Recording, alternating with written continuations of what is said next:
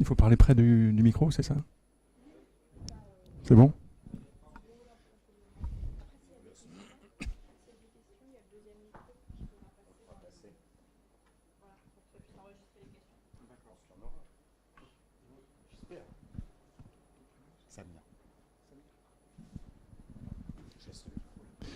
Un, deux, un, deux. Donc on va commencer.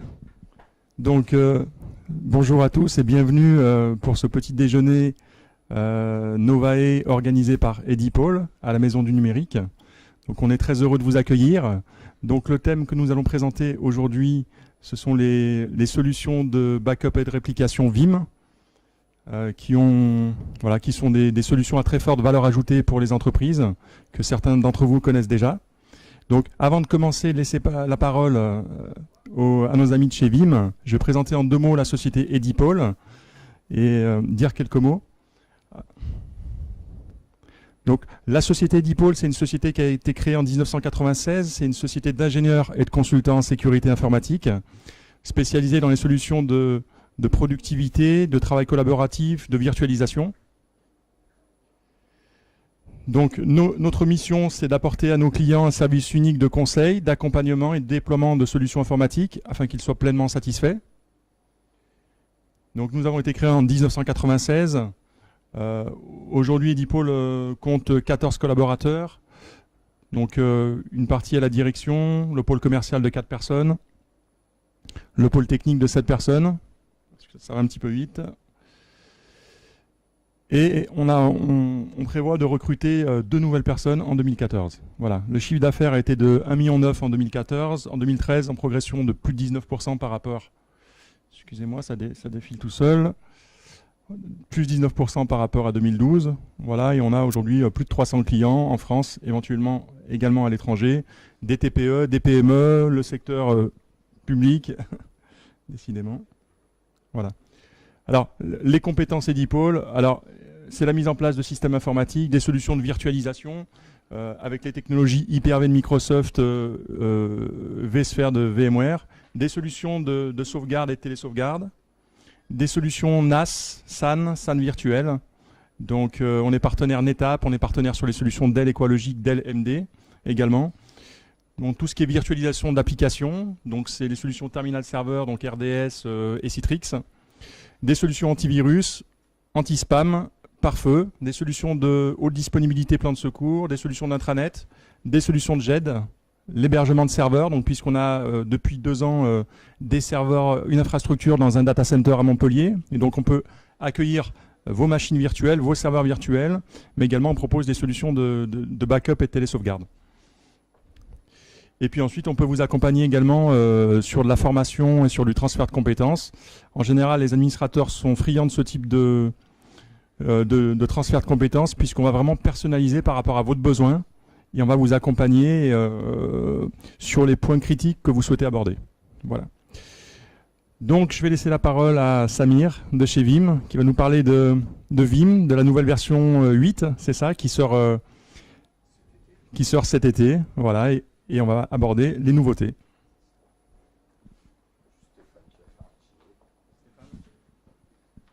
Merci. Oui, en introduction, je vais quand même un peu présenter la société très rapidement. Donc moi, je suis Stéphane Gaillard, donc je suis directeur de Vim en France. Donc Vim, vous êtes, je crois que certains sont clients. Qui est client, qui ne l'est pas? Ah ouais, ok, 100%. Bon, ben on va. Donc ça va être plus vite fait. On va vous présenter les nouveautés. Donc pour votre information quand même, donc Vim, c'est une société assez récente qui a été créée en 2006. Aujourd'hui, qui compte plus de 100 000 clients au monde. Donc c'est un développement qui est très très rapide et tout simplement pour une raison essentielle, c'est qu'on a mis dès 2006, ce qui était assez précurseur, on a mis une emphase exclusive sur la virtualisation. Donc on a pris toutes les problématiques à la fois de management et de sauvegarde qui pouvaient être traitées d'une façon plus traditionnelle comme on le faisait dans des environnements physiques. Donc avec un œil complètement nouveau qui était, nous on va travailler, on fait le pari que tout va fonctionner en virtuel d'ici quelques années. Alors maintenant, quand on regarde dans le rétroviseur, c'est facile de dire bah ouais, c'était évident. À l'époque, ça l'était un peu moins. Et moi, à l'époque, j'étais déjà directeur commercial. Et je rencontrais des clients qui me disaient bah, on aura sans doute du virtuel pour le développement, mais ça ira pas au-delà. Hein, donc, et à l'époque, on parlait tout à l'heure du nombre de serveurs. En 2006, je m'occupais d'un grand compte qui s'occupe de distribuer du courrier en France, qui est un monopole d'État. Et qui avait 8500 serveurs physiques et qui me disait bah, de toute façon nous une appli un serveur donc voilà. Donc on a un petit peu évolué depuis grâce à la virtualisation et Vim était précurseur en la matière parce que était même visionnaire puisque vous voyez que ça allait largement se déborder, se développer et même si la plupart de nos clients ont à la fois des infrastructures physiques avec des solutions pour le physique et du Vim qui est dédié virtuel, on a quand même de plus en plus de clients qui nous disent bah, nous on est maintenant 100% virtuel. D'accord ? Donc en quelques mots, donc plus de 100 000 clients, on estime qu'on sauvegarde plus de 5 millions de VM au niveau mondial. Une notoriété en pleine croissance, donc on parle de nous assez régulièrement et on a une bonne place dans le Magic Quadrant du Gartner qui compte beaucoup pour bon nombre de DSI. Je ne sais pas si ça compte pour vous, mais ça compte pas mal. Pour ce qui concerne, en ce qui concerne la France, donc on est à 8200 clients en France et chose assez importante, c'est la croissance en fait de Vim. C'est-à-dire si vous êtes client depuis plus de 3 mois, c'est très bien, mais sachez que dans les 3 derniers mois, on a compté en France 775 nouveaux clients et on a un rythme de croissance au niveau mondial de 3000 clients par mois.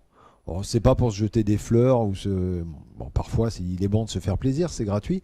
Mais pour vous donner un ordre d'idée, je discutais il y a un petit mois avec un client, un prospect qui a acheté depuis et qui me parlait d'une solution de sauvegarde qui est bien connue, hein, qui s'appelle Atempo pour ne pas la nommer. En me disant bah, nous on l'a déjà, bon, sur la partie virtuelle c'est pas top, etc. Et on a entendu pas mal parler de vos solutions. Et je lui disais bah, c'est vrai que Atempo c'est une bonne solution. Maintenant, si on compare l'historique d'Atempo et de Vim, eh ben, Atempo est créé depuis 1992, compte moins de 10 000 clients. Nous, les 3 derniers mois, on a compté 9 000 nouveaux clients. C'est-à-dire, globalement, on a le même nombre de clients en 3 mois que ce qu'ils ont eu en 22 ans.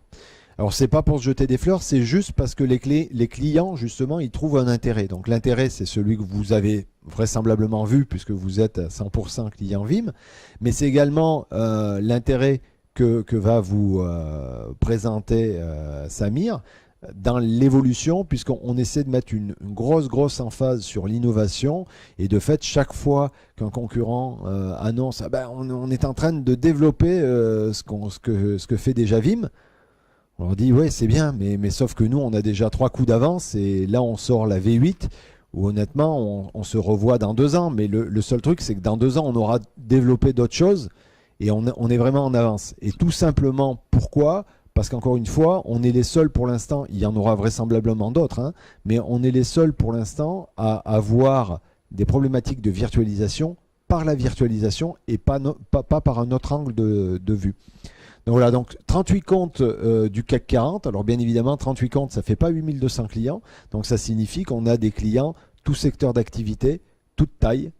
Et donc d'après ce que j'ai compris, vous faites partie de ces clients divers, puisqu'il y a des secteurs d'activité qui sont très très différents. Voilà, je passe la parole à Samir.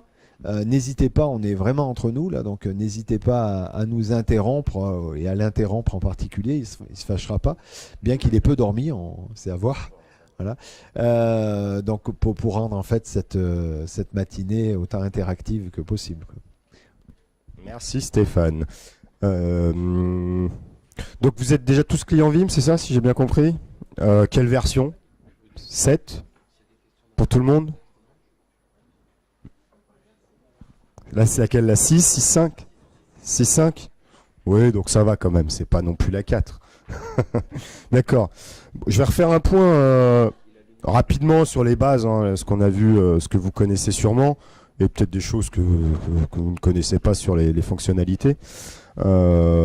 l'architecture de Vim, n'hésitez pas à poser des questions, hein, justement, je suis là pour. Moi, je suis avant-vente chez Vim, hein, donc ingénieur système chez Vim, donc n'hésitez pas s'il y a des questions.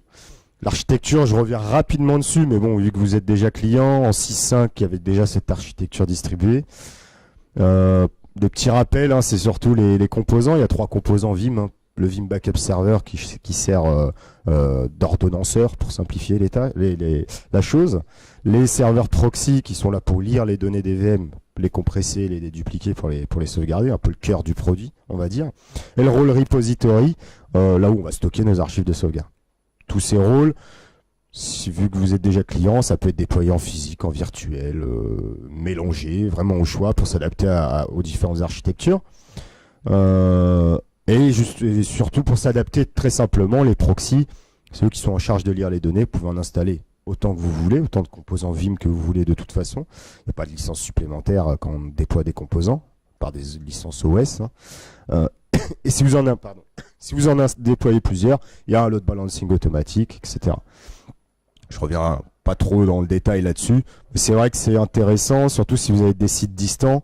Vous avez des serveurs à sauvegarder sur différents sites distants, ça va s'adapter assez facilement à un déploiement sur plusieurs sites. L'interface, vous la connaissez, hein, si vous êtes client, intuitive, je l'espère, à moins que vous me dites le contraire. Non, ça va, c'est intuitif. Très bien, donc je passe hein, là-dessus, c'est vrai que vous connaissez déjà à ce niveau-là. Vous êtes VMware, Hyper-V? VMware? Tout le monde? D'accord, très bien. Bon, si demain vous avez de l'Hyper-V ou vous voulez migrer en Hyper-V, c'est la même console, vous pouvez gérer depuis la même console les 2 environnements directement. Pourquoi pas un projet de migration de VMware à Hyper-V pour un changement de solution, hein, ça peut arriver. Il n'y a pas de licence supplémentaire, vous pouvez changer votre fichier de licence pour pouvoir sauvegarder de l'Hyper-V. C'est exactement les mêmes licences, même licensing, c'est un fichier à changer, c'est tout, le fichier de licence. vCloud Director, je pense pas que vous ayez du vCloud Director. Bon, c'est juste pour un petit rappel là-dessus. vCloud Director, c'est une couche au-dessus de vCenter, hein, côté VMware, qui permet d'orchestrer et surtout de faire un cloud privé, entre guillemets, pour les clients. C'est juste pour faire simple, c'est qu'on est le Vim, on est les seuls à fournir une solution complète pour la sauvegarde et surtout la restauration de cet environnement. C'était à la demande de VMware qu'on a développé justement ces fonctionnalités-là. Donc c'est juste pour rappel. Alors vPower, la technologie vPower, est-ce que tout le monde sait ce que c'est? Non? Ah bon, on va revenir là-dessus. C'est un peu le fer de lance de Vim en fait du produit. C'est un peu toutes les fonctionnalités avancées qu'on va pouvoir faire avec Vim se basent sur cette technologie vPower, qui est exclusive Vim, que d'autres concurrents essayent de faire, c'est normal, hein, ils essaient de faire les mêmes fonctionnalités, ce qui est logique. Ça permet quoi, vPower? Est-ce que si je vous parle d'instant VM recovery, ça vous parle?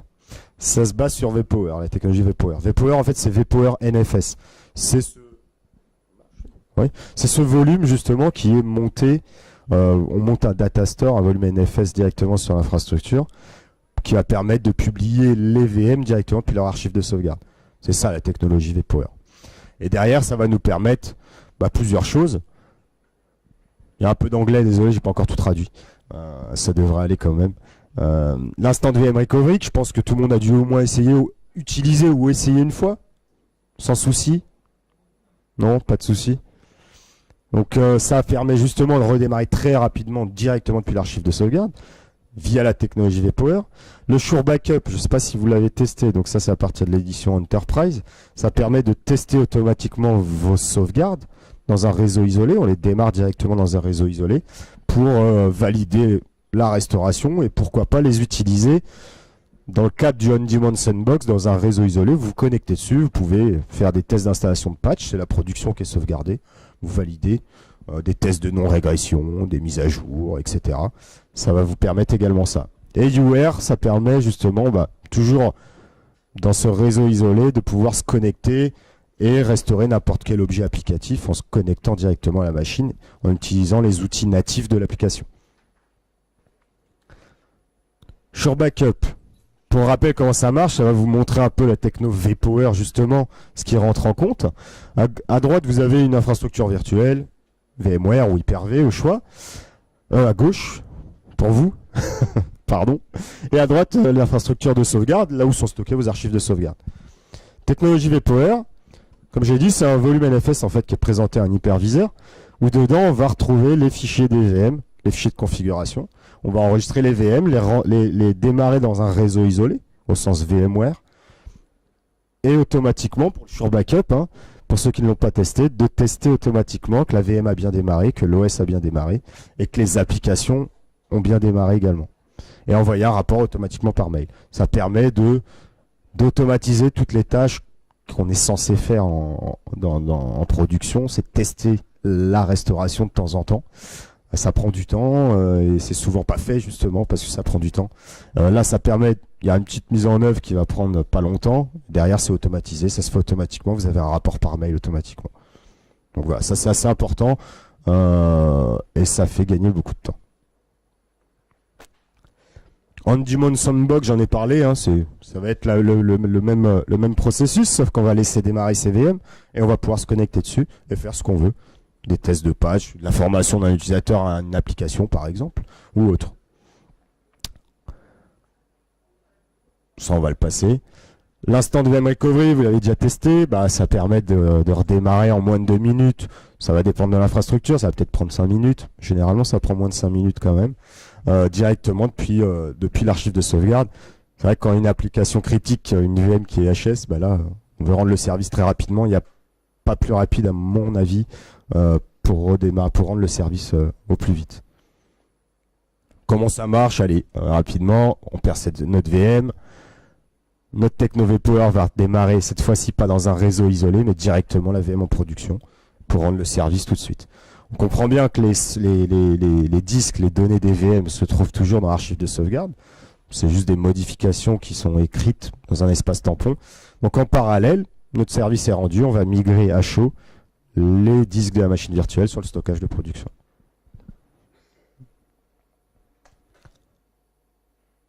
L'instant file level recovery, la restauration fichier granulaire, on sauvegarde. Je fais juste des rappels sur la sauvegarde avant ça. Donc on sauvegarde une image complète, hein, VMware via l'API VMware, l'API VADP. On utilise le changeblock tracking pour les versions de SX supérieures à 4. Si vous avez anciennement, ça n'existait pas, mais bon, je pense que vous êtes au-dessus de 4 quand même. Sinon, vous n'êtes pas du tout à jour. Donc on sauvegarde l'image complète, que les blocs modifiés entre deux sauvegardes. Depuis cette image complète, vous allez pouvoir restaurer bien sûr cette image complète via l'instant de VM Recovery ou une restauration classique, on restaure toutes les données. Ou directement des fichiers au sein de la VM, au sein du guest OS. Là, c'est un screenshot pour Windows. On choisit notre dossier, directement, on va restaurer à l'emplacement d'origine ou ailleurs, peu importe. Voilà, c'est vraiment assez simple à utiliser. Est-ce que vous avez déjà utilisé l'Enterprise Manager, l'interface web de Vim, qui est comprise dans le produit? Vous n'avez peut-être pas installé.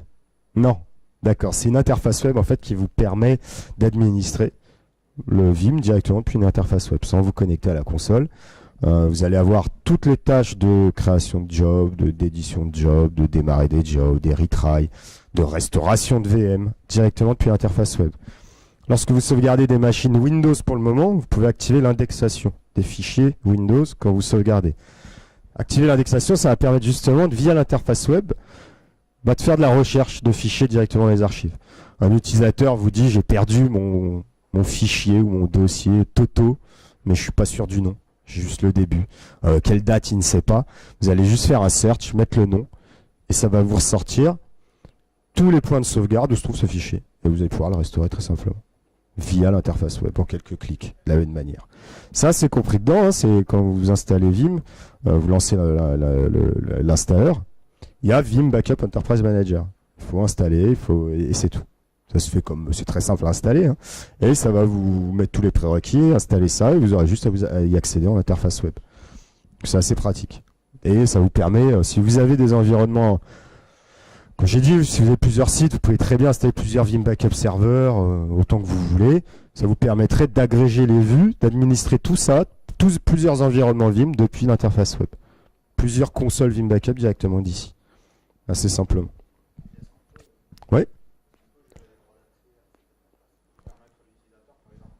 Tout à fait. On va y venir. C'est une bonne question.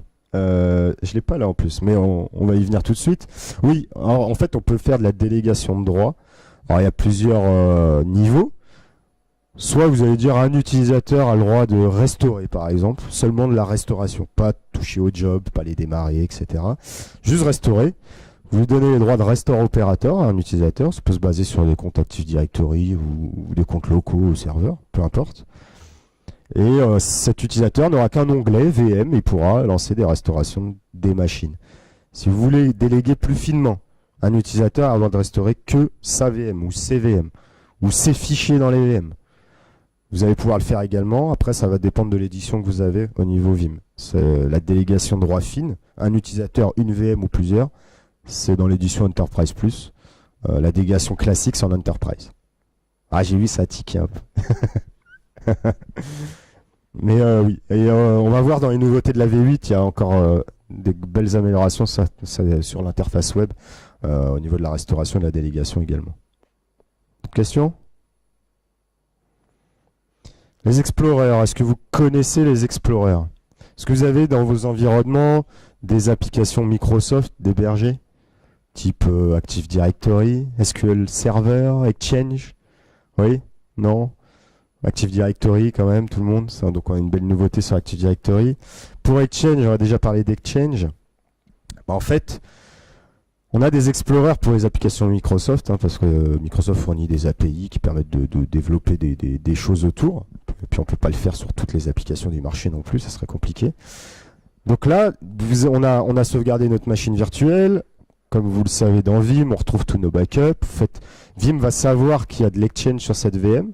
Vous allez faire un clic droit, je vous montrerai, j'ai des petites démos, ce sera plus parlant. Vous allez faire un clic droit sur votre machine virtuelle et il va avoir un petit onglet en plus qui va être Restore Microsoft Exchange Item. Ça va vous ouvrir directement votre base Exchange, les comptes utilisateurs, les boîtes aux lettres de chaque utilisateur, mail, contact, calendrier. Et vous allez pouvoir directement restaurer des mails, des contacts, tout ce que vous voulez, les exporter en PST, les envoyer en pièce jointe, comme vous voulez.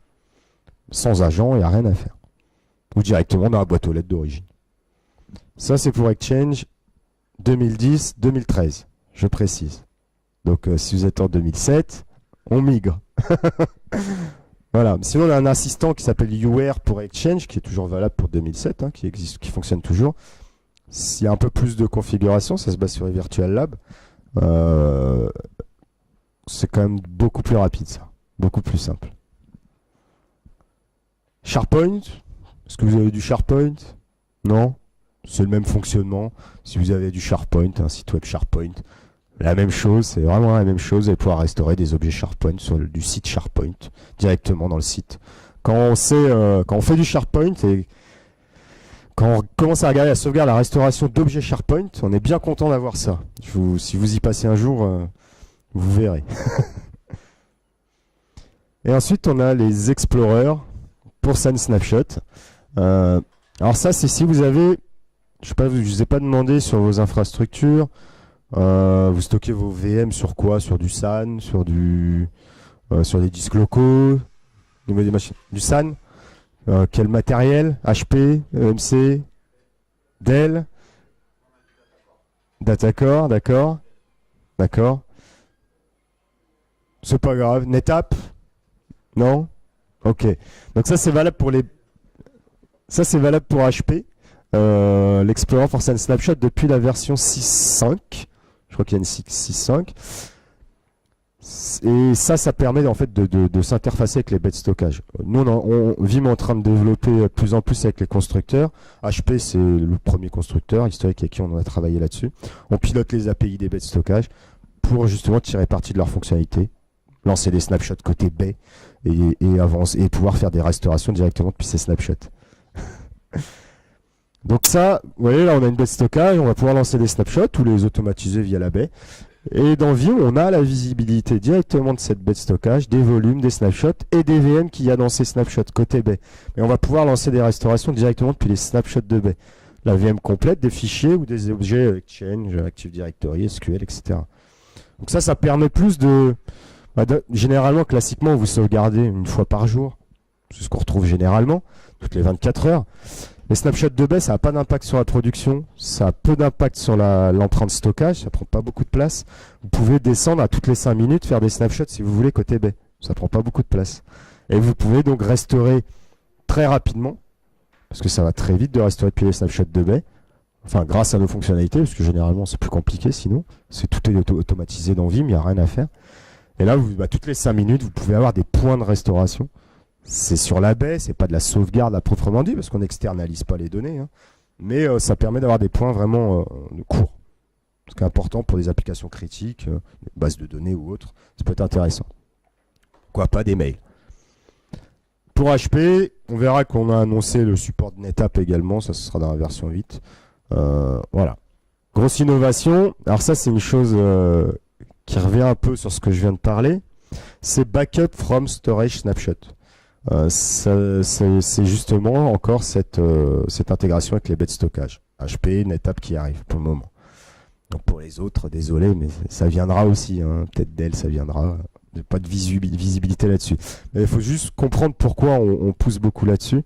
C'est la plus grosse impact que vous avez quand vous sauvegardez vos VM. Je ne sais pas si vous avez déjà eu des impacts sur vos machines virtuelles à la sauvegarde. C'est le snapshot VMware, sa suppression surtout. Quand on supprime ce snapshot, classiquement, une sauvegarde, on sauvegarde la machine virtuelle, on fait un snapshot VMware, on sauvegarde. Le snapshot, il grossit le temps de la sauvegarde. Et une fois que la sauvegarde est terminée, on supprime ce snapshot. Si la sauvegarde a duré longtemps, le snapshot a pu grossir énormément. Et la suppression peut impacter le service au sein de la VM. Pas forcément. Hein. Il y a des applications qui n'aiment pas trop. On peut perdre un ping, on peut perdre plus d'un ping même. Donc il y a des applications qui n'aiment pas trop. Le but là, c'est de réduire ce snapshot VMware à 10-30 secondes grand maximum. La sauvegarde se fait directement depuis le snapshot de la baie derrière. Voilà. Toujours un snapshot VMware pour la consistance applicative et système. Un snapshot de baie tout de suite derrière. Dès que le snapshot de baie est fait, on supprime ce snapshot VMware parce qu'on a un snapshot consistant côté VM. Et là, on lit directement depuis les snapshots. Donc ça va plus vite, il y a beaucoup moins d'impact sur la prod. Comment ça fonctionne? Alors, ça c'est pour ceux qui connaissent. En fait, classiquement, il y a d'autres outils qui apportaient cette fonctionnalité, que je ne citerai pas. Mais il fonctionne comme ça, en fait. On a notre infrastructure VMware, avec un stockage, du SAN, par exemple. Les autres outils vont faire un snapshot d'un LUN, par exemple. Mais comment ils vont les sauvegarder? Ils vont monter ce snapshot sur un hyperviseur. Donc faire gaffe aux resignatures, etc. Donc ça fait pas mal de requêtes au niveau de l'infrastructure. On enregistre les VM dans le vCenter ou dans le SX, et ensuite on sauvegarde. Voilà, ça c'est ce que font classiquement. Et ensuite, il faut tout nettoyer. Il faut désenregistrer les VM, démonter le LUN, etc., etc. C'est un peu compliqué et ça ne tire plus parti du change block tracking. Ça veut dire qu'on est obligé de relire tous les disques pour trouver les blocs modifiés. Ça prend beaucoup de temps. Le change block tracking, c'est 20 fois plus rapide que 100. Faut le garder en tête. Nous, comment on va fonctionner? Comme on s'intègre directement avec les baies, on vire toute la partie là dont je viens de parler. Et directement, le snapshot, on le lit directement. Touche plus à l'infrastructure VMware. Pour Hyper-V, il faut savoir qu'on fait déjà ça en fait. On fait déjà de la sauvegarde depuis les snapshots de baie grâce au VSS provider hardware que fournissent les constructeurs VMware, constructeurs de stockage, pardon. Voilà, pour information. Même s'il n'y a pas d'Hyper-V dans la salle. Bon, ça j'en ai parlé, je ne vais pas le refaire. Hein. Voilà, comment ça se configure si vous avez intégré votre baie dans la console Vim. Au niveau du job de sauvegarde, il y a juste une case à cocher. C'est tout. C'est pas plus compliqué. Comme j'ai dit, pour le moment, HP, c'est toute la gamme HP, hein, Store Virtual, Store Serve. C'est 3 parts, c'est les plus connus, la gamme 3 parts de chez HP. Et les VSA, c'est des appliances virtuelles. Et l'F10 des P4000 également. Comment ça se présente, hein? On voit qu'on a un onglet SAN infrastructure dans Vim et on va retrouver notre baie, les différents LUN, les snapshots et on va retrouver les VM après directement les snapshots, etc. Ensuite, pour les utilisateurs en V7, vous avez déjà dû voir les tâches de copie de sauvegarde qui sont apparues. En 6.5, ça n'existait pas. Voilà, donc mais ça peut être important si vous avez un besoin. Donc en fait, il y a une règle qui qui est censée être appliquée pour la sauvegarde, qui est la règle du 3-2-1. C'est 3 copies de sauvegarde, 2 médias différents sur un site distant. Pour sécuriser au maximum les données, c'est peut-être luxe, faut pouvoir le mettre en œuvre quand même.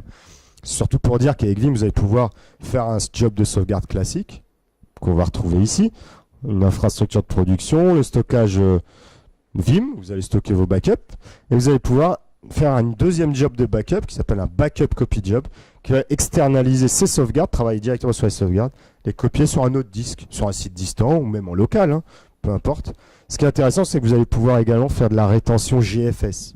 Est-ce que quelqu'un sait ce que c'est que la rétention GFS? Non. C'est un terme barbare, c'est Grand Phaser Hanson, terme américain encore. En gros, c'est plus une notion d'archivage. Vous allez dire, je vais externaliser une copie de sauvegarde par an pendant 10 ans, une par mois pendant 1 an, etc., etc. C'est vraiment pour garder à long terme et vraiment utiliser le moins possible d'espace disque et très simplement configurer ça. C'est intéressant si vous avez un besoin d'archiver longtemps. Si une rétention classique, c'est en points de rétention, vous allez dire tous les jours, si vous voulez garder 3 mois, ça vous fera peut-être 90 points de rétention au minimum. Donc là, vous allez pouvoir en faire beaucoup moins quand même. Et chose importante, quand même, c'est apparu dans la V7, c'est l'accélérateur WAN intégré, logiciel qui va permettre justement l'externalisation sur un site distant.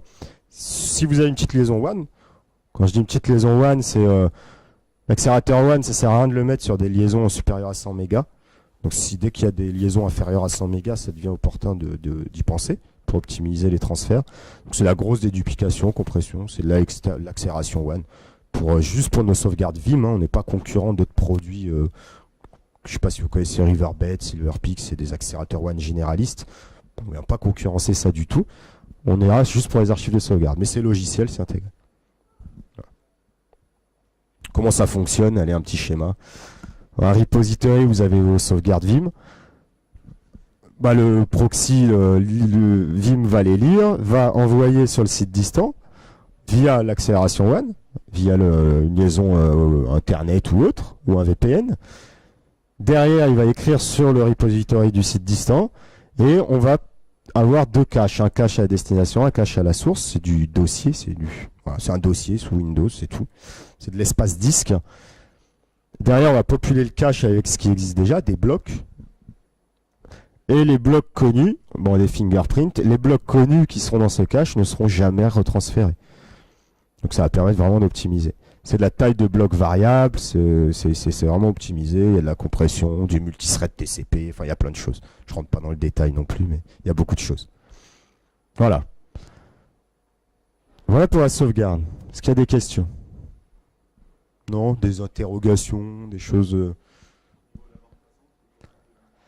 Tout à fait. La bande passante, déjà, depuis un bout de temps, déjà, on peut faire de la limitation sur des IP sources et cibles et limiter les débits pour éviter, même par rapport à des plages horaires, pour éviter de saturer justement les liens. S'il y a de la production, on évite on peut se dire que les sauvegardes peuvent passer après. Voilà, après la prod, par exemple. Parce que Vim, d'expérience, si on a eu des gros tuyaux, on arrive à les saturer. Voilà, donc c'est bien d'avoir une limitation de bande passante, et il y a bien sûr la limitation. La réplication, est-ce que vous l'utilisez?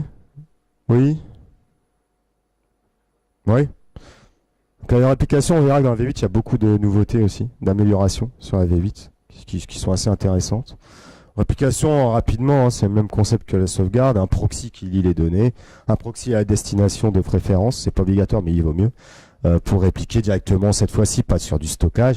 On réplique des VM sur une infrastructure, c'est directement disponible, en power on, elles sont allumées. Voilà. Là, le RTO, la reprise, le temps d'activité n'est pas plus rapide. C'est un power on. Donc ça va assez vite. Quelques avantages de la réplication, même si vous êtes déjà client, mais c'est bien de le savoir.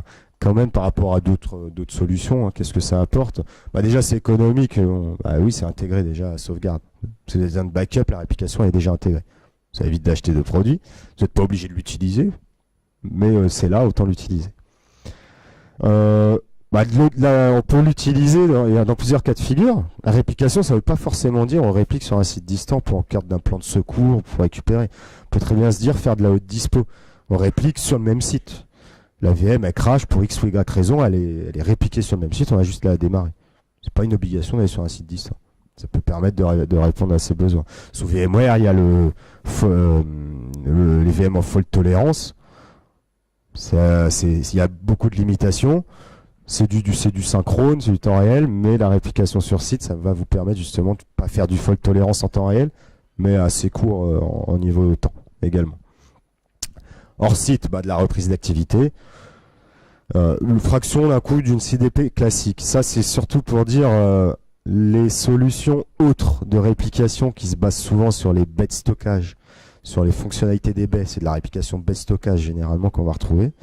Donc il y a des licences, il faut avoir la même baie à l'identique sur le site distant. Ça a un coût. Voilà. C'est du synchrone. On peut aller jusqu'au synchrone avec ces fonctionnalités-là. Mais est-ce que c'est un besoin de faire du synchrone? Est-ce que c'est un besoin d'avoir deux baies identiques et les licences de réplication? Faut comparer les choses. Voilà. Après, le coût est beaucoup moindre avec ce mode-là. On va pouvoir, réplication sélective, qu'une VM ou plusieurs, on peut exclure des disques. Une réplication classique par baie, on réplique tout. Il n'y a pas de filtre, on réplique tout ce qu'il y a sur un LUN. Ou plusieurs.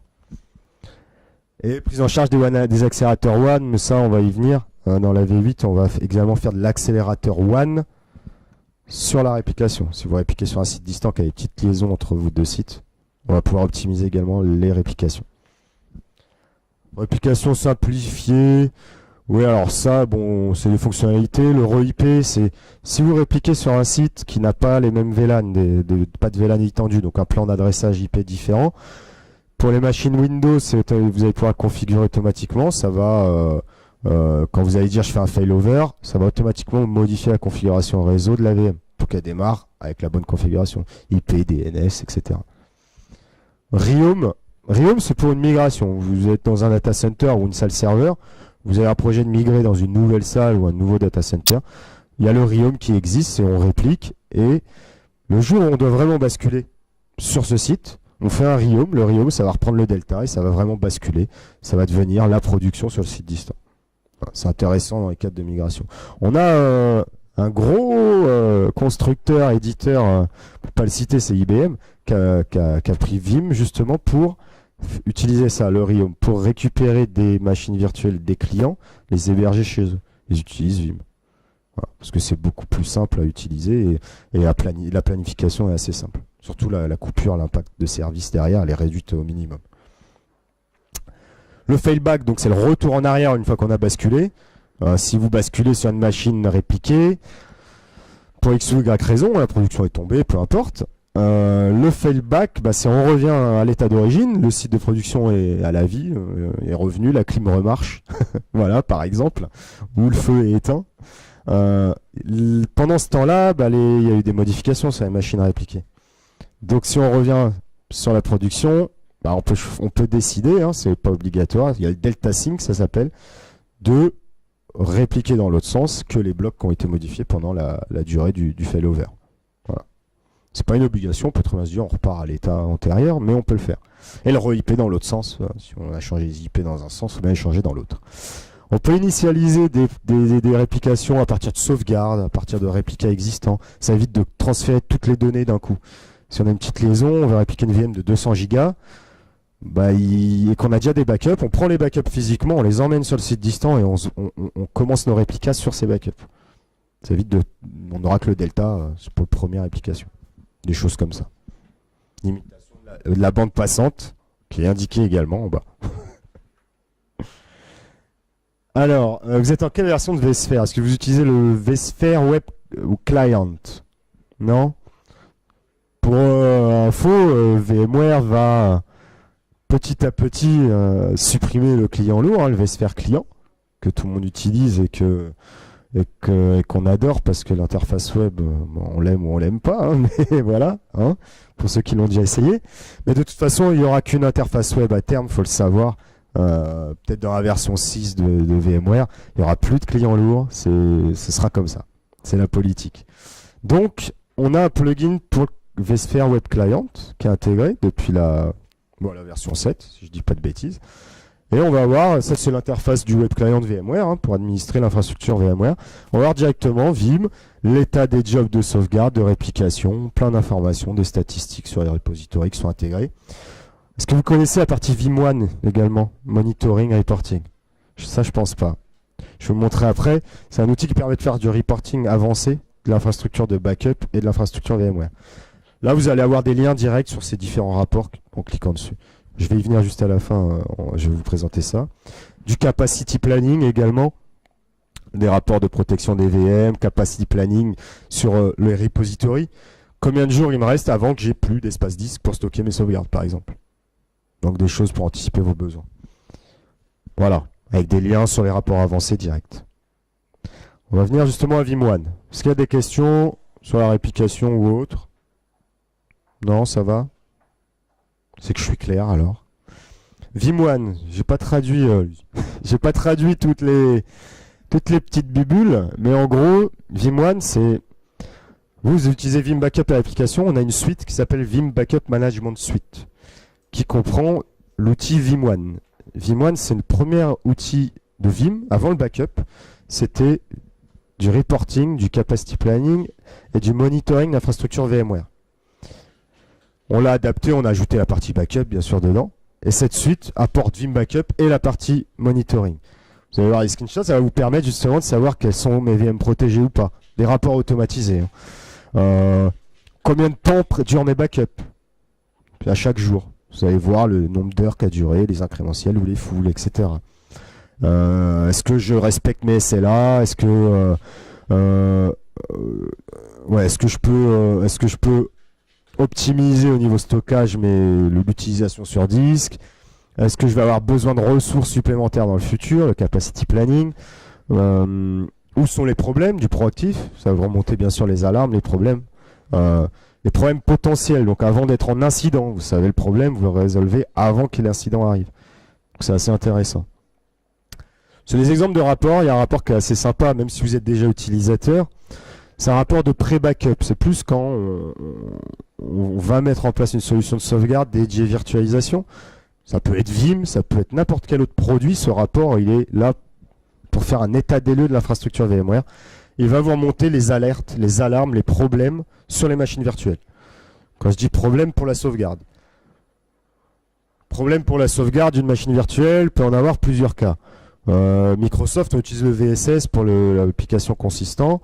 Ça va vous remontrer des problèmes potentiels de VSS, des tools pas installés, du hardware, le virtual hardware des VM, la version qui n'est pas à jour. Le CBT, il faut être en virtual hardware version 7 au minimum pour le changelog tracking. C'est important. Sans changelog tracking, ça rallonge grandement les temps de sauvegarde.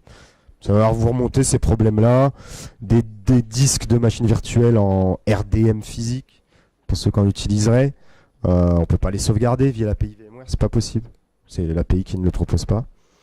Etc. Vraiment beaucoup de choses. Et vous avez un détail, vous pouvez résoudre vos problèmes avant la sauvegarde et avant d'avoir des problèmes. Ou du moins, savoir qu'il y aura des problèmes, même si vous pouvez dire c'est pas grave. Mais vous le savez au moins. Ensuite, on va avoir des dashboards. C'est intéressant, c'est une interface web, tout ce que je vous montre là.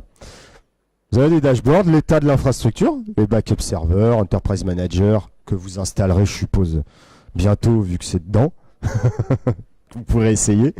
Les proxys, les repositories, les fenêtres de sauvegarde, le statut des jobs, le temps les durées de chaque job de sauvegarde que vous avez configuré, avec des petites flèches qui vont vous dire ça a pris moins de temps qu'avant, ça prend plus de temps qu'avant, etc., etc. D'avoir des tendances. Les repositories et plein d'autres choses. Ensuite, ça, vous avez des liens directement vers Ça, c'est dynamique. Chaque widget, il y a une URL. Vous pouvez la mettre n'importe où, sur un intranet ou ailleurs, vous le donnez à quelqu'un. Et vous cliquez sur l'URL, vous allez dessus. Ça vous dynamiquement, vous avez mis à jour. C'est direct. C'est assez intéressant. Le monitoring, ça, c'est la partie supervision en temps réel de l'infrastructure. C'est un client lourd, par contre, le Vim1 Monitor. En temps réel, vous avez l'état des jobs de backup, de réplication, de sure backup, etc. L'état des proxys, des repositories. Si vous cliquez sur les différents composants, vous avez le détail, l'utilisation CPU, mémoire, des alarmes dédiées au backup, etc. Vraiment beaucoup de choses. Le reporting automatisé, bah, vous avez besoin de rapports de sauvegarde, vous allez regarder tous les jours, ou vous recevez peut-être les rapports par mail après chaque job, ça peut être assez lourd. Là, vous allez automatiser des rapports, agrégés, hein, toutes les vues. Je veux récupérer une fois par jour ou une fois par semaine, avoir le rapport. Et vous avez un rapport qui va vous donner la liste des VM protégées, celles qui ne le sont pas, le statut des jobs, le détail en dessous de chaque VM, le job de backup où elle se trouve, le plus vieux point de rétention, le plus récent, combien il y en a, etc.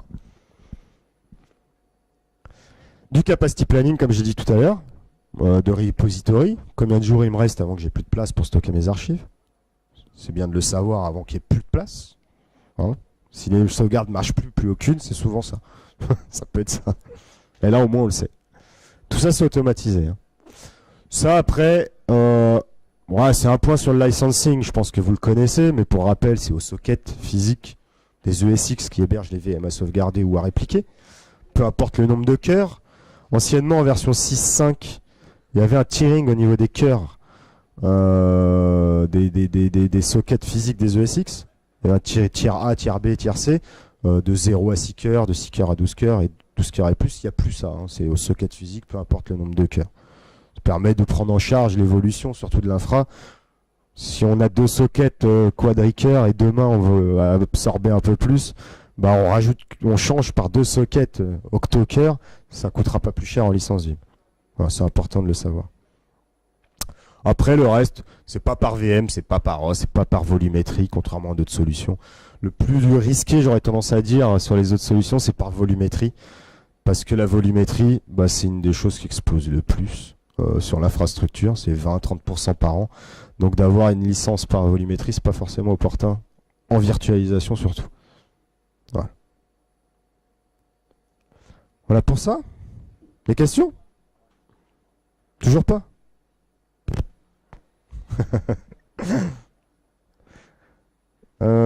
Ok, je vais vous présenter les nouveautés de la V8 quand même. Alors c'est pas toutes les nouveautés, c'est celles qu'on a le droit de dire. Voilà, il y en a déjà pas mal, mais il y en a beaucoup plus.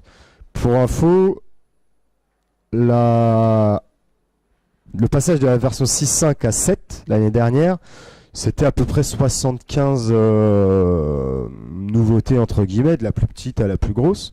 Là, on en a beaucoup plus de 100 au final, donc c'est vraiment une version majeure.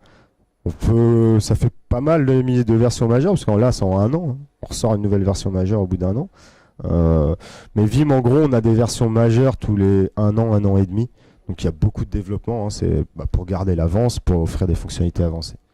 Voilà. Et des patchs, bien sûr, entre les releases. Pour la version 7, on est à quelle version de patch? Pour les utilisateurs, c'est important de mettre les patchs. Il y a le patch 4 qui est sorti récemment, il y a 2-3 semaines. Je vous conseille de mettre les patchs. Ça peut résoudre des bugs que vous avez, mais ça optimise aussi beaucoup les choses. C'est par exemple le patch 4, c'est un patch seulement. Il apporte le support de vSAN avec vSphere 5.5, il y a vSAN qui est sorti. On apporte ce support-là. On apporte également le support de Windows Server de SQL Server 2014 dedans. Donc il y a vraiment des choses assez intéressantes. Les patchs, ça se met très simplement. Il faut les mettre. Surtout si vous appelez le support pour un incident, vous vous demandez de le mettre. Forcément. Ça prend pas beaucoup de temps. La V8, quelques nouveautés. Pas tout, mais pas mal. On a parlé... On a parlé des Explorers pour Exchange SharePoint. SharePoint, c'était 2010-2013, la version, même s'il n'y a pas d'utilisateur. Et on a ajouté l'Explorer pour Active Directory. Et ça, vous verrez que c'est royal pour les restaurations Active Directory. SQL Server également, c'est encore plus royal. Vous verrez, je vais vous montrer dans le détail après. Le support de NetApp pour le snapshot, la gestion des baies. Ensuite, les sauvegardes à partir de snapshot de baie, c'est parce qu'on a l'Explorer et la sauvegarde depuis le snapshot de baie qui est différente. Il faut bien l'avoir en tête, avec NetApp également. Ensuite, on a UMC Data Domain Boost. Vous connaissez Data Domain ou pas? De UMC, en fait, c'est de l'appliance de déduplication. L'appliance de déduplication, c'est de l'appliance physique qui permettent, ou virtuelle chez les constructeurs, qui permettent justement d'optimiser l'espace disque des sauvegardes. Généralement, c'est plus du capacitif pour les sauvegardes. C'est de la dédupe globale, ça permet vraiment d'optimiser les empreintes sur disque. Ça a un inconvénient, c'est que c'est mauvais en lecture, c'est très bon en écriture. Donc pour toute notre techno VPower, Instant VM Recovery, etc., c'est pas forcément le plus opportun si vous capitalisez beaucoup dessus. Mais c'est surtout pour vous dire qu'on a un partenariat avec EMC, qui entre guillemets est concurrent, qui est un autre produit concurrent, mais on travaille quand même beaucoup avec EMC sur cette partie-là. Et ça a été beaucoup demandé, c'est une intégration. L'amélioration de la réplication, je vais y venir dans le détail. Nous a aussi beaucoup demandé justement de chiffrer les flux. On propose de l'externalisation de sauvegarde. Ça peut passer par des liens Internet. On nous a demandé quand même de chiffrer les flux, c'est normal. Donc là, on apporte le chiffrement des flux de bout en bout, et également l'encryption des fichiers de sauvegarde. On va pouvoir encrypter les fichiers de sauvegarde également, si besoin. Voilà, après le reste, on en a déjà parlé. L'Explorer pour Active Directory. Donc, tout le monde a de l'AD, je pense. Non, il n'y a plus de nouvelles netware. Non, c'est bon. Pour l'Active Directory, si vous avez, on va bien sûr virtualiser. Ce qui va être intéressant, c'est comme tout à l'heure, en 2-3 clics, mais ça, je vais vous le montrer juste après. On va pouvoir récupérer des comptes utilisateurs, des OU, des comptes ordinateurs qui auraient été supprimés par inadvertance. Ce qui est vraiment important, c'est qu'on va pouvoir récupérer les mots de passe également des utilisateurs ou d'un compte ordinateur. Des use cases, des cas d'usage où ça devient important de récupérer le mot de passe. Un compte utilisateur qui est supprimé. Ce compte utilisateur, c'est un compte de service. Souvent, on a des comptes de service qui démarrent des services sur des machines. Si on supprime ce compte par inadvertance, on le recrée ou on le restaure sans le mot de passe, les services ne redémarreront pas sur les autres machines si le mot de passe n'est pas bon. Là, vous n'avez plus besoin. Restaurez votre compte de service, il n'y a pas de souci. Encore pire cas, vous supprimez par inadvertance tous les utilisateurs.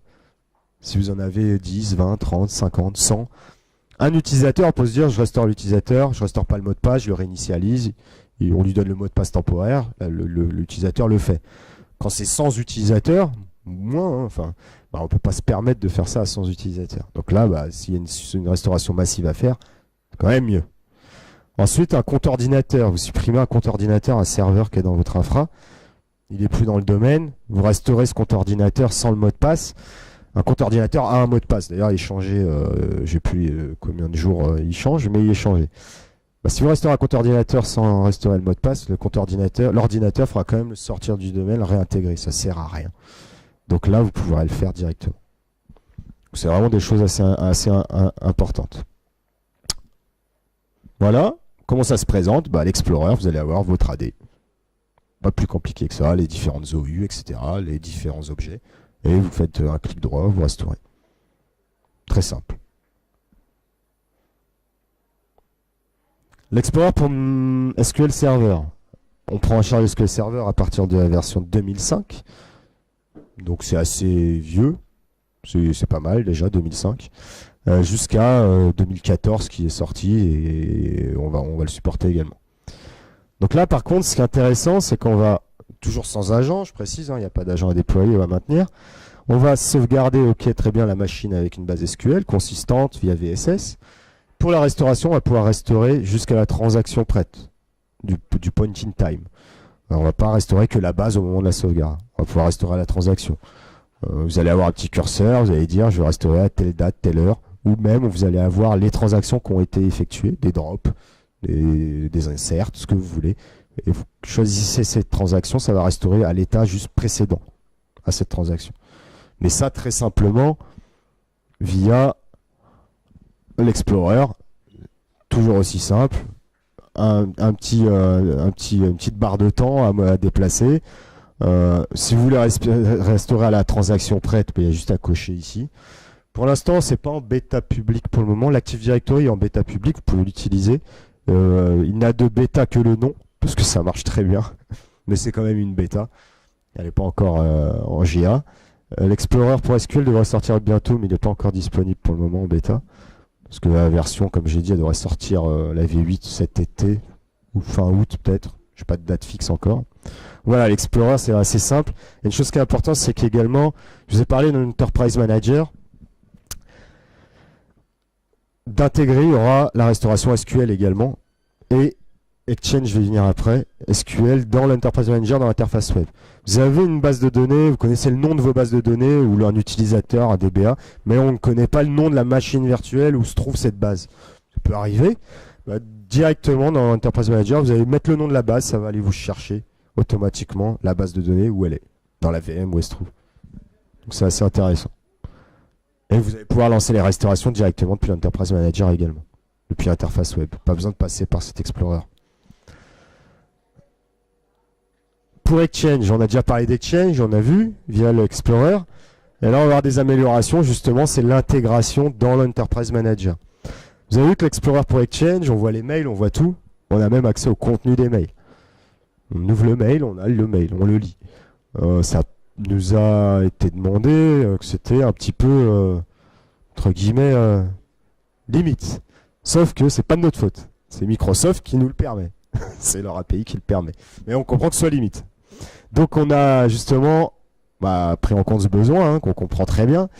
Et on a intégré dans l'Enterprise Manager, dans l'interface web, la possibilité de restaurer les objets Exchange, les comptes, les mails Exchange, etc.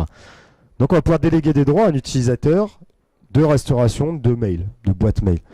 L'utilisateur, il aura juste accès à, il va juste donner un nom d'utilisateur, et choisir ce qu'il veut restaurer, un email, un contact, une entrée dans un calendrier, la période dans laquelle il veut restaurer, et derrière ça va juste restaurer le delta, tout ce qui a été supprimé entre ces deux périodes, entre l'instant T et la période donnée. Il n'a pas accès au contenu de quoi que ce soit. Voilà. Donc là on a répondu à cette problématique. Voilà, c'est de la comparaison, hein, c'est les objets manquants qui sont restaurés. Donc ça, c'est ce qu'on a vu tout à l'heure, mais bon, c'est l'Explorer, je ne vais pas y repasser. Hein.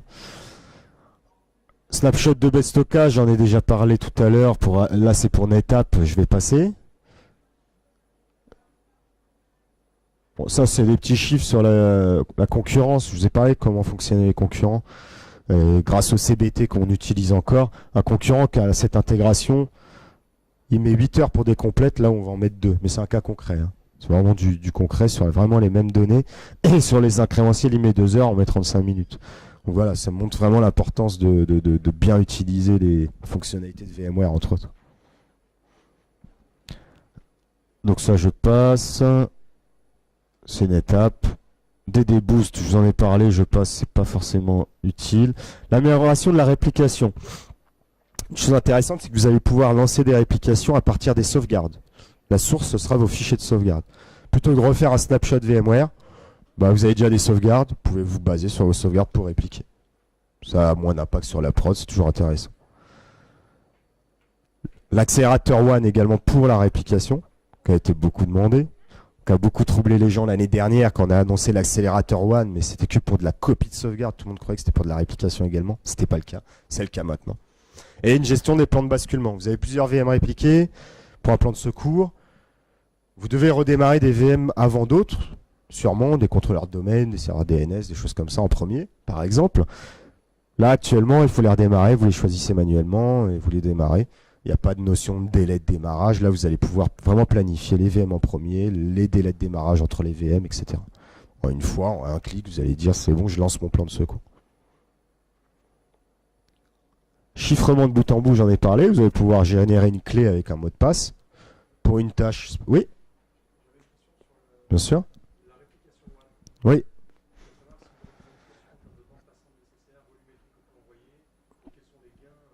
Non, des abacs là-dessus, c'est compliqué. Parce qu'il y a tellement de paramètres qui rentrent en jeu, que ce soit les liaisons, que ce soit les données, la volumétrie et le type de données qu'il y a à déplacer.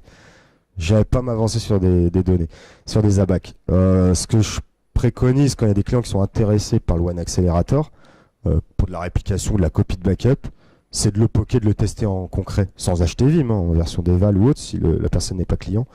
Et de le tester, de voir si ça répond aux besoins. Si ça répond pas aux besoins, c'est pas utile. Si ça répond aux besoins, il faut le prendre. Parce que je vais pas dire ça va marcher. Non, testez-le au moins. C'est plus simple. Voilà. N'est-ce pas chiffrement de boutons. Après, par contre, pour de la sauvegarde, du sizing, il n'y a pas de souci. Ça, je sais vous sizer des choses. Mais là, l'accélération one, c'est trop complexe. C'est pas possible. C'est pas possible. Chiffrement, clé de cryptage, etc. Ce qui est intéressant, c'est que vous avez généré une clé de cryptage ou de chiffrement. Vous avez oublié ce mot de passe. C'est pas cool, ça peut arriver. Bah, c'est un peu dommage. Hein, comment on fait pour récupérer nos sauvegardes ou autres. On a via l'Enterprise Manager, d'où l'importance d'Enterprise Manager, la possibilité, comme classiquement, comme vous allez sur des sites internet où vous créez un compte, on va pouvoir récupérer avec un système de questions-réponses le mot de passe. Voilà. Si on le perd, tout simplement. Et amélioration relative à la bande. Est-ce que vous faites de l'externalisation sur bande? J'ai pas posé la question. Non, que du disque. Ah, c'est rare ça. Il y a beaucoup de bandes encore, hein, mine de rien, chez les clients. Oui? Avec Vim alors?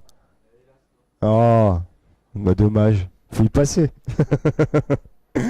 L'externalisation sur bande, bon, bah, si vous y venez, on sait jamais. Hein, si vous y a un besoin de faire du long terme, la bande c'est toujours bien pour le long terme. C'est pas du disque mécanique, c'est de la bande, c'est même magnétique, ça tient mieux dans le temps quand c'est bien entretenu, enfin entreposé surtout. Et le coût est assez bas, mine de rien, de la bande. Hein. Avec les LTO6 en compressé, je sais plus, on monte à 6 Tera sur une bande, c'est énorme. Donc c'est toujours opportun. Donc là, bon, c'est juste qu'on va pouvoir... on a amélioré les fonctionnalités, parce qu'on les avait intégrées dans la version 7, c'était assez restreint. Maintenant, on va avoir toutes les fonctionnalités classiques qu'on va retrouver dans la gestion de la bande, pour faire simple. Voilà, des questions? Non? Pas de questions? Oui? D'accord, ça me va. Hein.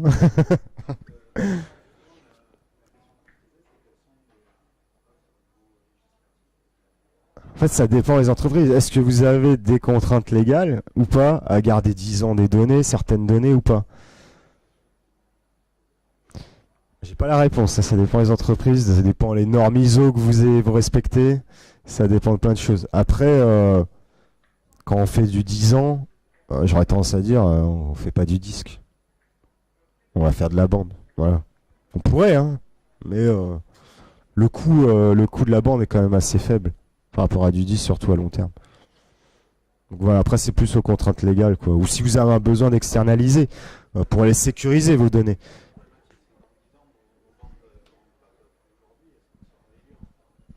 Il vous faudra garder dans robotique. Parce que là, les dernières robotiques savent pas lire du LTO2 par exemple, ou 3. Enfin, moi 3 s'il y en a qui savent le lire encore, mais c'est toujours la même problématique. Mais ça, il n'y a pas grand monde qui y pense. Et quand on y pense, il n'y a pas de solution. Pas regarder un robot, mais s'il marche plus dans 10 ans, comment on va le réparer? Mais ça, il n'y a pas de miracle en fait. J'ai pas de solution miracle. Désolé. Par contre, sur disque, même sur disque, j'aurais tendance à dire, on sait pas la version de VMware, il faudra en garder une. Enfin, voilà, c'est... Quand on dit je garde 10 ans, je suis pas sûr qu'on puisse rester. Il y a grand monde qui sache restaurer des données d'il y a 10 ans en fait. Après, ça dépend. Si on peut leur prouver qu'on les garde 10 ans, ok. S'ils demandent qu'on restaure des données d'il y a 10 ans, ça va être plus compliqué, je pense. Voilà. Mais bon, après, c'est comme ça. Mais on est d'accord. Est-ce que vous voulez une petite démo sur les Explorers, des choses comme ça? Oui? Les Explorers, par exemple? Ouais. Alors, ou pas. Ça dépend de votre infra. C'est quoi en gros votre infrastructure? Combien de SX, combien de VM? Ouais. Sur le même serveur, Vim Backup, il n'y a pas de souci. Si c'est quand on a du gros... Ouais, comme ça. Mais j'entends rien. Non, quand on a des gros environnements, on préconise d'éclater les rôles. Après, pour 2 ESX, 20-30 VM, c'est pas utile. Hein. Pas de souci. Ça va peut-être augmenter. Si c'est en machine virtuelle, Vim Backup, il faudra peut-être augmenter un peu la RAM, CPU, des choses comme ça. Mais encore, c'est pas très gourmand. Donc, il n'y a pas de souci. Là, c'est une VM, hein, et j'ai tout dessus. Donc, bon, j'ai pas grand-chose en VM non plus, mais on peut pas trop en mettre sur l'ordi quand même. Les restaurations, donc. Bon, vous connaissez l'interface, il n'y a pas de souci. Je vous montre quand même pour la tape. Vous voyez ici la gestion de la robotique, c'est ici que ça se trouve, hein. Donc c'est intégré directement dedans. Elle n'est pas allumée, ma robotique. Le SAN infrastructure que je vous ai montré, c'est ici, pour HP. Bon, NetApp également. Hop. Et on va montrer surtout de la restauration disque. Donc là, on va prendre par exemple cette machine. Je crois que j'ai pas mal de choses dessus. Qui est sauvegardée. Il y a 5 points de rétention. Ici, c'est depuis notre sauvegarde, les différents modes de restauration qu'on va pouvoir faire. L'instant de VM Recovery, on en a parlé. Restaurer une VM complète, classiquement, on copie toutes les données. Pas de souci. Ça prend le temps que ça prend. Restore VM File, c'est les fichiers de configuration d'une VM, VMX, VMXF, NVRAM, ou les VMDK également. Hard disk, c'est que les VMDK, si on ne veut restaurer que des VMDK, que des disques. Sur la VM d'origine ou ailleurs, hein. On n'est pas obligé de la restaurer sur la VM d'origine. Restauration fichier Windows. Bon, ça, vous en avez déjà utilisé, je pense. Je vais l'ouvrir tout à l'heure. Other OS pour les autres OS. Et ici, par exemple, on voit Restore Microsoft Exchange Item parce qu'il y a un Exchange dans la machine virtuelle. Je clique dessus. Ça va. On choisit bien sûr notre point de rétention. Vous n'avez pas de questions d'ailleurs sur les modes de sauvegarde? Le mode de rétention? Full, incrémental, reverse incrémental, forward incrémental, active full. Ouais. Je vais vous expliquer un petit point, peut-être que vous allez gagner un peu de disque et de temps, selon ce que vous avez mis en œuvre, qui sera intéressant. Donc on clique Exchange Item, ça ouvre l'Explorer directement dans l'archive de sauvegarde. Ça va aller piocher. En fait, c'est un Explorer de base EDB pour Exchange. Directement dans l'archive de sauvegarde, on va ouvrir la base EDB en fait.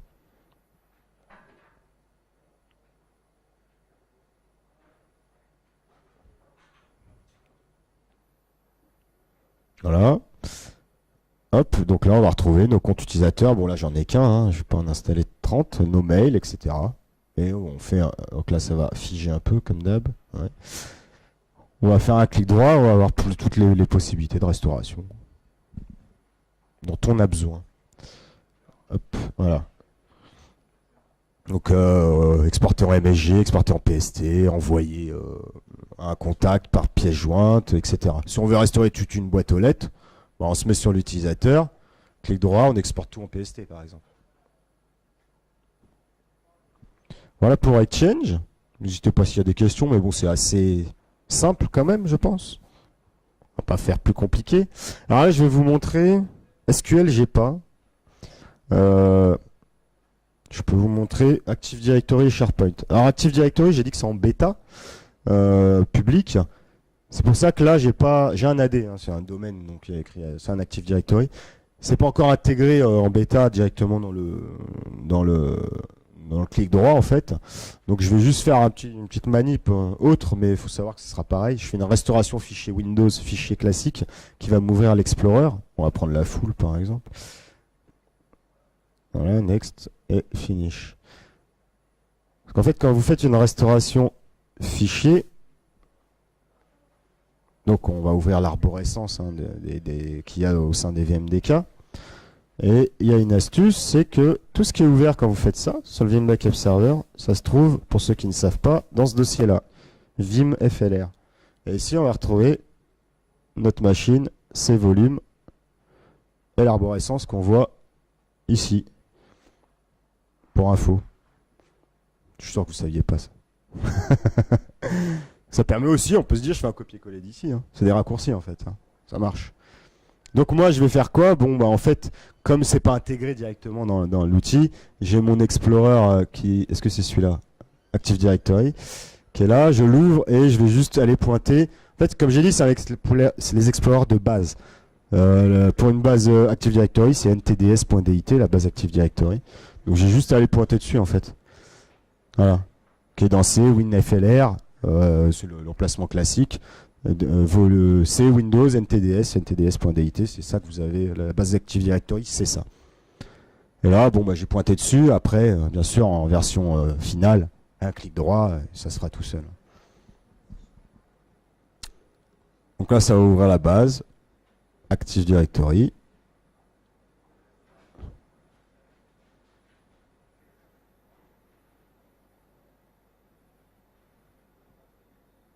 Hop. Et ici, on retrouve notre domaine, notre Active Directory, les différentes OU, les comptes utilisateurs, etc. Voilà, très simple.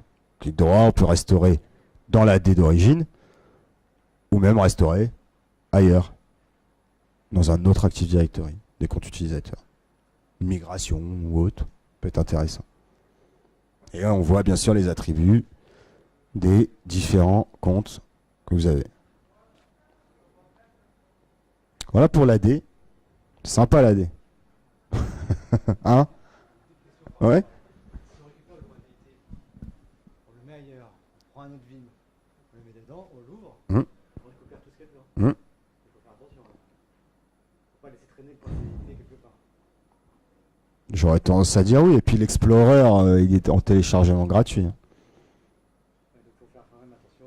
Faut pas le donner aux mains de n'importe qui. Mais attention, il faut quand même savoir que pour restaurer, il faut un accès à l'AD quand même. D'origine, hein. Bah, si l'utilisateur est admin de l'AD, là il fait ce qu'il veut. Ah bah il pourra pas restaurer d'objets. Là il lit le DIT, mais il lit. Ah bien sûr, bien sûr, bien sûr. Ouais. Par défaut, quand c'est intégré dans Vim, s'il y a l'option restaurer AD, ça veut dire que vous avez donné un compte utilisateur qui a les droits pour sauvegarder l'Active Directory, etc. Pour le VSS surtout. Donc dans le backup, bon, bah, s'il l'a sauvegardé comme il faut, il a les droits directement. N'importe quel autre utilisateur, si je récupère un fichier ntds.dit, s'il n'a pas les droits, il n'a pas les droits. Non, il pourra rien restaurer en tout cas, à part s'il a un accès. Voilà, c'est tout. Ouais. Bon, il n'y a pas trop de données critiques, je dirais, dans les objets Active Directory. Mais bon, on sait jamais quand même. Ouais, voilà, ouais, c'est ça, exactement. Ou des téléphones, des choses comme ça qui seraient dans les attributs. Bon, ça peut être quand même important, si on y pense. Ouais, quand même. Mais bon, les ntds.dit, ils sont toujours au même emplacement sur les contrôleurs de domaine. Voilà. Faut avoir un accès quand même à la machine. Et c'est à partir de quel niveau de la forêt que c'est supporté? Peu importe. Peu importe. Peu importe. Pas de souci. Voilà. On oublie NT4, hein. C'est l'Active Directory. Hein. Mais sinon, c'est bon. Donc, ça, je peux vous montrer les SharePoint. Ça, on voit les Explorers. J'ai pas SQL, c'est dommage, mais on n'a pas encore de disponible. SharePoint, même fonctionnement. Là, sauf que je triche parce que j'ai plus de SharePoint. J'ai juste une base SharePoint. Comme quoi, on peut juste récupérer une base. Moi, j'ai juste récupéré une base MDF avec ses logs, parce qu'il faut les logs pour les bases SharePoint. C'est du SQL derrière, au final. Ok, et là, direct, ça ouvre la base SharePoint. C'est les explorers de base, les sites. Est-ce que j'ai des choses là dans My? Je crois que j'ai des choses. Content, c'est les sites SharePoint. User photo, par exemple. Et là, j'ai récupéré tous les documents qui sont sur le site SharePoint. Ce qui est intéressant, que je vais pouvoir les restaurer directement, les envoyer par mail, etc. Voilà. Savoir que SharePoint, restaurer des contenus de SharePoint de site, c'est une horreur, hein, à la base. C'est du NetEdge database, enfin c'est une horreur. Voilà. Là, ça va vite. Voilà pour ça. Est-ce que vous voulez voir d'autres petites choses en tête que vous avez? Des questions? On va voir ça tout de suite alors. Ah, ben en plus, j'ai une petite présentation qui sera plus sympa. Plus visuelle, là. Pour comprendre un peu les transformations. Alors,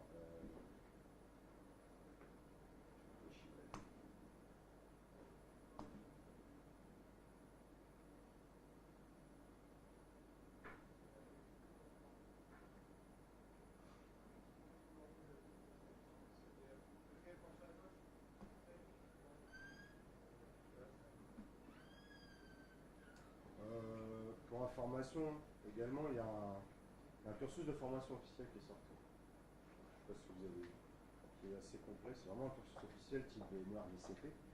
3 jours de formation obligatoire. Il y a une certification officielle également qui s'appelle VMCO, qui est disponible depuis janvier. Si vous êtes intéressé, il faut regarder. C'est peu rare dans des formations. Voilà. Vous devez savoir. Les transformations.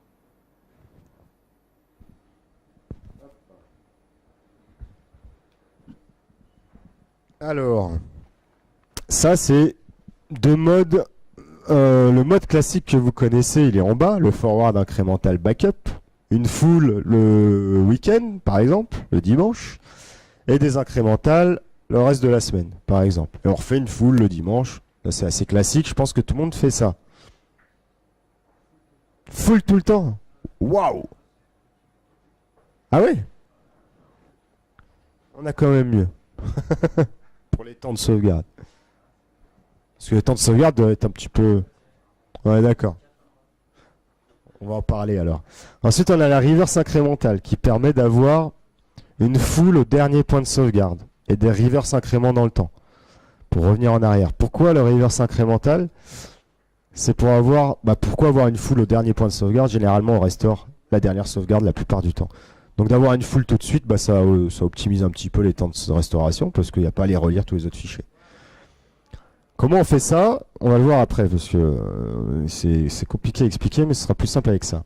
La reverse incrémentale, justement, comme j'ai dit, classiquement, on fait une sauvegarde.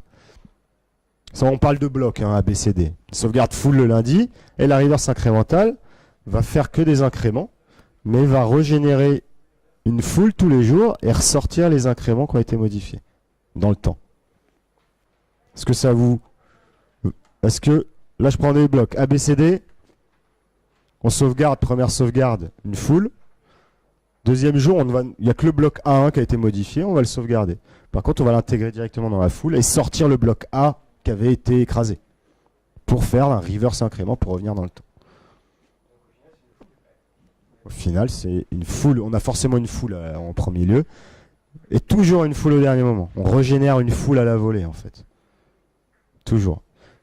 Ça apporte quoi? On n'a qu'une seule full à stocker sur disque, en dernier point de sauvegarde. Donc on gagne de l'espace disque, on ne fait que des incrémentales tous les jours. Donc on gagne en temps de sauvegarde, forcément. Il y a un impact à ça, c'est qu'il y a une transformation au niveau disque. On voit bien qu'on régénère un fichier. Donc il y a des I/O. Donc ça peut impacter le stockage où on stocke nos archives de sauvegarde. C'est tout. Donc ça peut être là un point bloquant selon sur quoi on stocke. Mais si vous avez plusieurs disques, plusieurs axes de disques, il ne devrait pas avoir trop de soucis. Voilà pour la reverse incrémentale. C'est assez intéressant en soi. Forward incrémental, en fait, on va la préconiser plus quand on va externaliser sur bande. On va faire une full le dimanche, on l'externalise sur bande.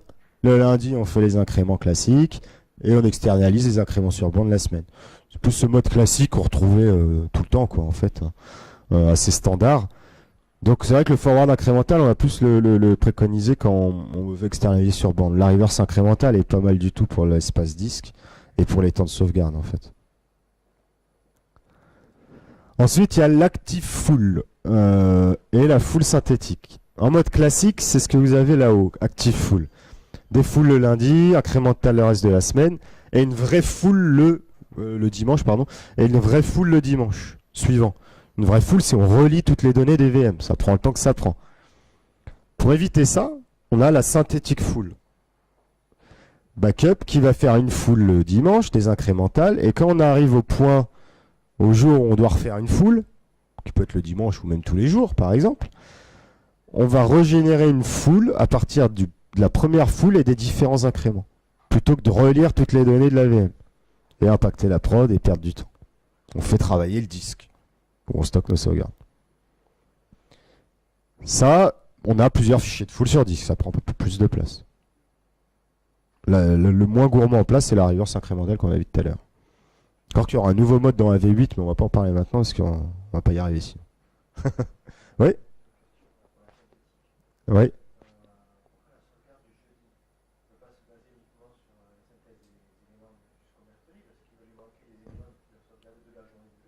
Il refait un incrément ce jour-là quand même.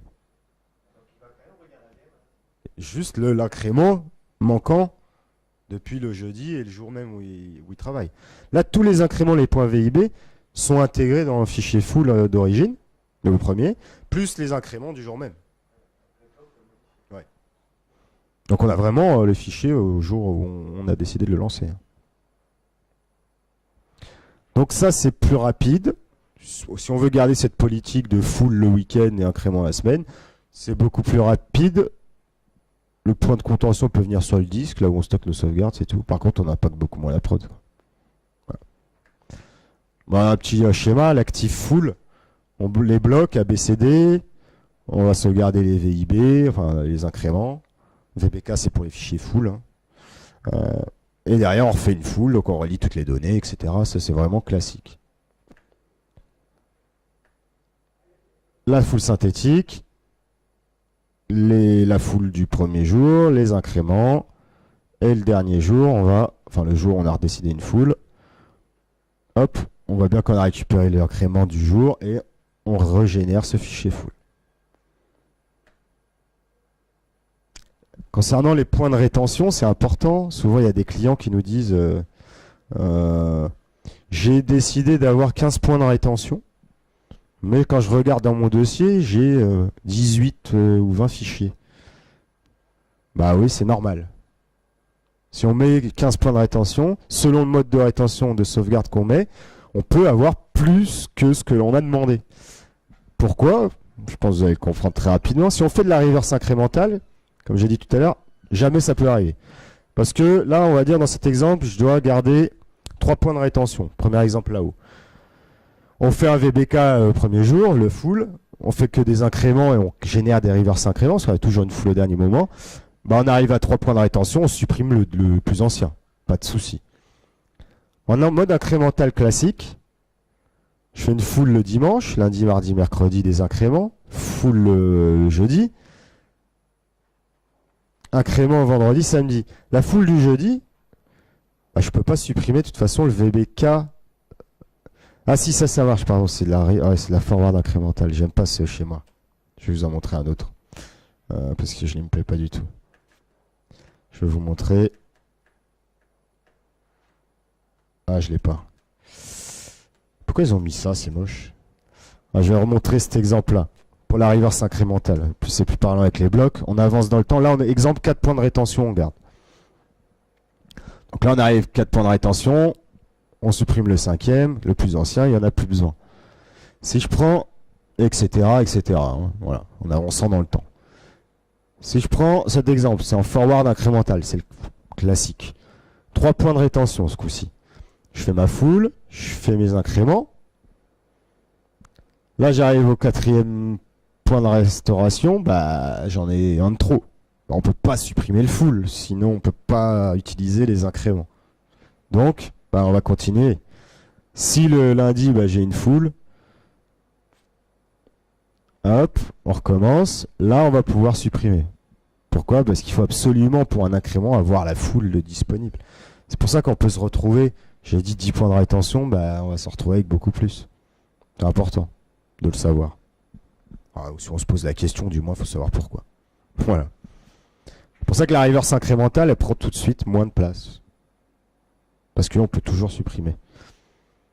Voilà. Bah là, on repart dans le même schéma. On ne peut pas supprimer la full parce qu'on en a besoin. Etc., etc., etc. Voilà. Une chose importante à savoir quand même sur les retries, si vous avez des jobs avec plusieurs VM. Vous avez vu, on peut faire du scheduling. Quand est-ce qu'on a le droit de sauvegarder dans la journée? Ou quand est-ce qu'on peut plus? Si généralement on fait de 20h à 8h par exemple, je prends cet exemple-là. Si la fenêtre de sauvegarde dépasse les 8h du matin, ça cancelle les jobs. Les VM qui n'auront pas été faites pendant cette période, donc on va prendre un exemple ici. J'ai un full backup, j'ai une VM qui a été sauvegardée et 3 qui n'ont pas été sauvegardées durant le job. Ensuite, je vais avoir des incrémentales de fait. Parce que le premier, c'est une full. On a dit, et après, c'est les incréments. Le problème, c'est qu'on se dit, bah, j'ai une seule full, les autres n'ont pas été sauvegardés. Bon, bah, ça a posé souci.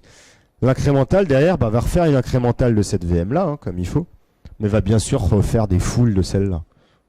Donc, on peut se retrouver avec des fichiers VIB, là, qui peuvent être assez conséquents parce qu'il y aura finalement des fulls dedans.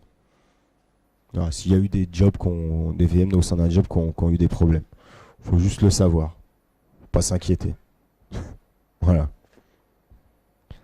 C'est tout. Je pense que c'est pas mal. Des questions? Non? Moi, je pense que ouais, j'ai pas de. Qu'est-ce que j'aurais d'autre à vous? Non, c'est tout. Donc pour les politiques de sauvegarde, ouais, je vous conseille de regarder la reverse incrémentale. Dans la majorité des cas, c'est le mieux. Voilà, pour vous. En termes de fenêtre de sauvegarde et en espace 10 utilisé. Oui.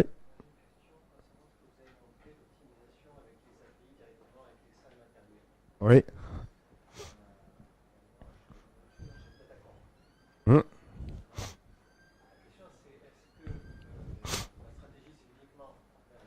Hardware.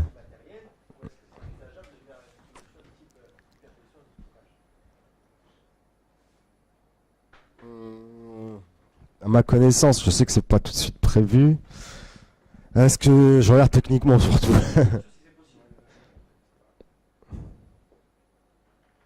Techniquement, non, non, techniquement c'est compliqué.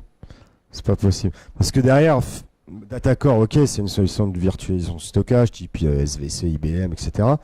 Derrière, vous pouvez avoir de n'importe quel matériel. Vous en avez toujours besoin de toute façon. Une base de stockage, ou ça peut être, je sais pas s'ils peuvent mettre des disques locaux, Datacore, je pense. C'est du vSAN, quoi, de VMware. Mais non, ça va être compliqué parce que, admettons, c'est des disques locaux.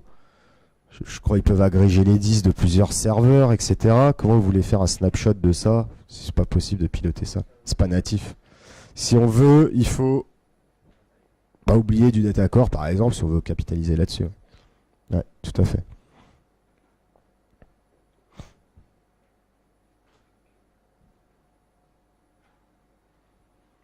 C'est bon? Plus de questions? Allez. On n'a pas encore fait les plans de migration parce que c'est pas encore finalisé, la 8, c'est en cours. Dans la logique, ça sera comme la 6.5 à la 7, du next, next, next, ça mettra à jour tous les composants. Je ne peux pas le garantir, mais normalement, il n'y a pas de raison. Après, il faut savoir que de toute façon, pour la migration, on va faire des webinars, comme d'habitude, sur les process de migration. Dès que la V8 sort, on fera les webinars en question. Qu'est-ce qu'il faut faire attention, qu'est-ce qu'il faut sauvegarder, le process de migration, etc. Donc faut le regarder. De toute façon, ils seront enregistrés en ligne. Hein. C'est nous qui les faisons, hein, donc il n'y a pas de souci. Ouais. C'est bon?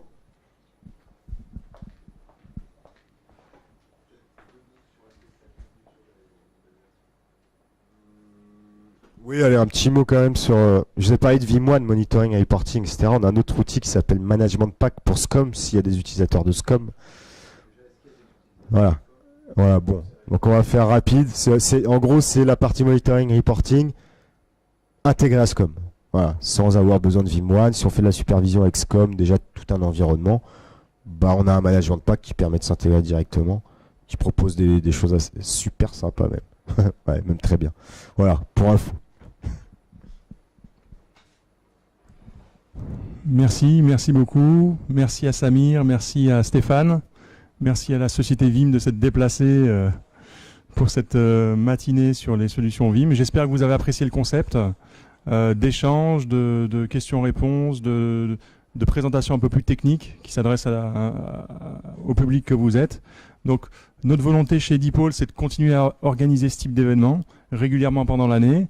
Donc, on vous enverra une petite enquête de satisfaction. Donc, s'il vous plaît, essayez de nous dire ce qui vous a plu et peut-être les points améliorés pour le déroulement de la matinée. Et comme ça, on pourra nous progresser aussi et continuer à organiser ce type d'événement. Probablement, il y aura un événement de ce type similaire avec une autre technologie, avec un autre éditeur ou fabricant qui se fera courant octobre 2014. Voilà, donc on est à votre disposition et puis merci à vous. À très bientôt.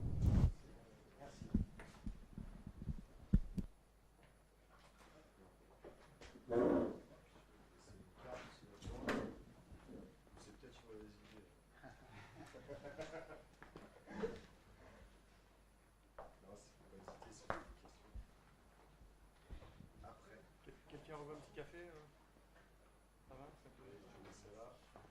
Ça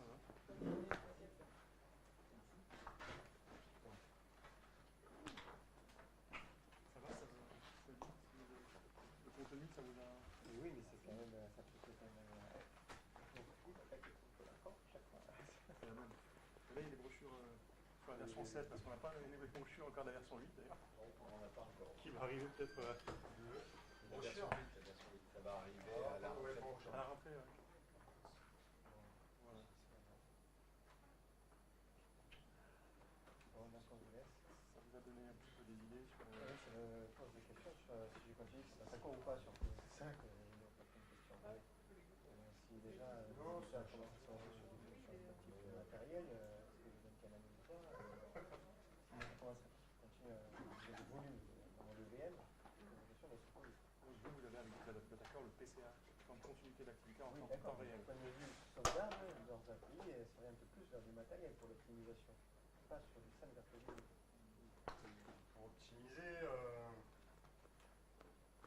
Pour optimiser l'impact sur la production, on va dire. Après, il doit y avoir un seuil où tant que j'ai tant de VM, pas de souci, qu'au bout d'un moment. Oui, non, mais ça tombe du volume aussi. Je vais vous avouer, c'est mieux. Mais je prends un exemple. Là, j'ai déployé chez un gros client, le plus gros client en France qu'on ait d'ailleurs. C'est un client dans le monde bancaire. On a migré il y a 3 semaines, on a changé de solution. Pour pas citer, on a viré notre backup pour passer sur Vim. Peu importe, hein, notre backup va rester sur la partie physique. C'est vraiment pour la vertu. On a migré en week-end, en une journée, 2200 VM, 100 Tera de données. On a switché direct sur Vim, sans ces fonctionnalités avancées. On a mis 20 heures pour sauvegarder 2200 VM en full. Il n'y a pas forcément besoin. Après, il n'y a pas eu de impacté. Ça s'adresse à des clients